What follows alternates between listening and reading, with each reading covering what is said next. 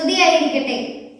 മനുഷ്യർ ഉൾപ്പെടെ ഭൂമിയിലെ എല്ലാ ജീവജാലങ്ങൾക്കും ദൈവം നൽകിയ ഏറ്റവും വലിയ സമ്മാനമാണ് കുടുംബം.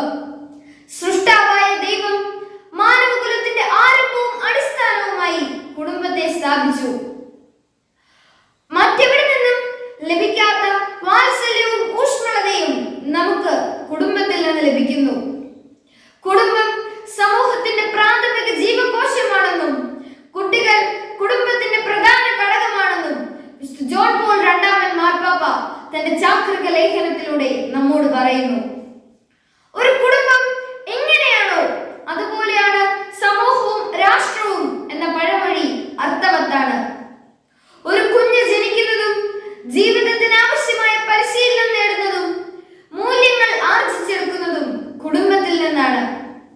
വിശുദ്ധിയുടെ ബാലപാഠങ്ങളും പുണ്യത്തിന്റെ അടവുകളും ചുവടുകളും പഠിച്ചെടുക്കുന്ന പരിശീലന കളരിയും അതുതന്നെ. കുടുംബ വിശുദ്ധീകരണത്തിൽ മാതാപിതാക്കൾക്കൊപ്പം കുട്ടികൾക്കുള്ള പങ്ക് വളരെ വലുതാണ്.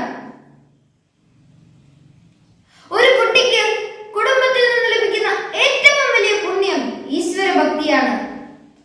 നമ്മുടെ ജീവിത വിജയത്തിന് ആവശ്യമായ സനാതന മൂല്യങ്ങളോടൊപ്പം മാതാപിതാക്കളോടുള്ള ബഹുമാനവും അധ്യാപകരോടുള്ള ആദരവും സമൂഹത്തോടുള്ള പ്രതിബദ്ധതയും കൃത്യനിഷ്ഠയും ലാളിത്യവും ഉത്തരവാദിത്വ ബോധവും എല്ലാം കുട്ടികൾ ആർജിച്ചെടുത്ത് അവരുടെ ജീവിതത്തിൽ അത് പ്രാവർത്തികമാക്കുമ്പോൾ അവരുടെ കുടുംബവും വിശുദ്ധീകരിക്കപ്പെടും. കുടുംബ വിശുദ്ധീകരണത്തെ കുറിച്ച് നാം ചിന്തിക്കുമ്പോൾ നമ്മുടെ മുൻപിൽ മാതൃകയായി നിൽക്കുന്ന ഒരു കുടുംബമുണ്ട്, നസ്രത്തിലെ തിരുക്കുടുംബം. ആ കുടുംബത്തിൽ മാതാവിന്റെയും യോസേപ്പിതാവിന്റെയും ശിക്ഷണത്തിൽ ജ്ഞാനത്തിലും പ്രായത്തിലും ദൈവത്തിന്റെയും മനുഷ്യരുടെയും സംപ്രീതിയിലും വളർന്നു വന്ന ബാലനായ ഈശോ ആയിരിക്കണം നമ്മുടെ എല്ലാവരുടെയും മാതൃക. ആ കുടുംബത്തിൽ സ്നേഹത്തിന്റെ ലയമുണ്ട്, ത്യാഗത്തിന്റെ താളമുണ്ട്, കരുണയുടെ വറ്റാത്ത നിറവുണ്ട്, പങ്കുവെക്കലിന്റെ ആർദ്രതയുണ്ട്. അതാണ് നമ്മുടെ കുടുംബങ്ങളിലും വേണ്ടത്. ദൈവം ദാനമായി നൽകിയ കുട്ടികൾ വിശുദ്ധിയിൽ വളർന്നു വരുമ്പോൾ അവരുടെ കുടുംബവും വിശുദ്ധീകരിക്കപ്പെടും.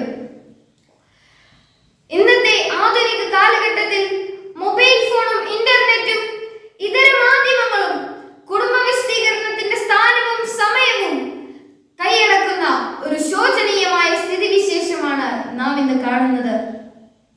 ഇത്തരുണത്തിൽ കുട്ടികൾ കുടുംബ പ്രാർത്ഥനയ്ക്ക് നേതൃത്വം നൽകുകയും അനുദിന ജീവിതത്തിൽ വചനവായനയ്ക്ക് പ്രാധാന്യം നൽകുകയും ചെയ്യുമ്പോൾ അവരുടെ കുടുംബത്തിലേക്ക് ദൈവകരുണയുടെ നിറവ് ഒഴുകിയിറങ്ങും. കുടുംബത്തിൽ സ്നേഹമെന്ന അദൃശ്യ ശക്തിയുടെ സ്വാധീന വലയത്തിലായിരിക്കാൻ കുട്ടികൾക്ക് കഴിയണം.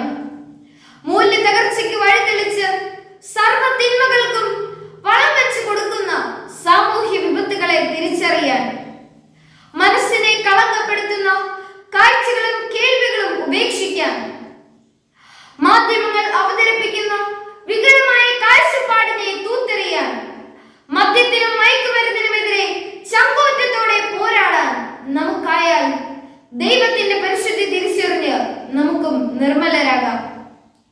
നമ്മുടെ ജീവിതത്തിന്റെ ഏതൊരു സാഹചര്യത്തിലും വിചാരത്തിലും വാക്കിലും പ്രവൃത്തിയിലും ജീവിത വിശുദ്ധി കാത്തു സൂക്ഷിക്കാൻ നമുക്കാവണം.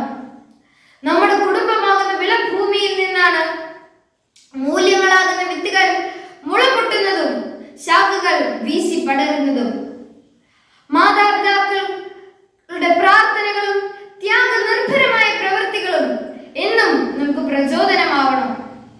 സ്വന്തം ജീവനേക്കാൾ ജീവിത വിശുദ്ധിക്ക് പ്രാധാന്യം നൽകിയ വിശുദ്ധ ഡൊമിനിക് സാവിയോയുടെയും വിശുദ്ധ മരിയ ഗൊരേത്തിയുടെയും വിശുദ്ധ കൊച്ചു ത്രേസ്യായുടെയും ഒക്കെ ജീവിത മാതൃക അനുകരിക്കാൻ നമുക്ക് കഴിയണം. ധാർമ്മികതയും ജീവിത വിശുദ്ധിയും മുഖമുദ്രയായി എന്നും നമ്മോടൊപ്പം ഉണ്ടാവണം. അങ്ങനെ ലോകം മുഴുവൻ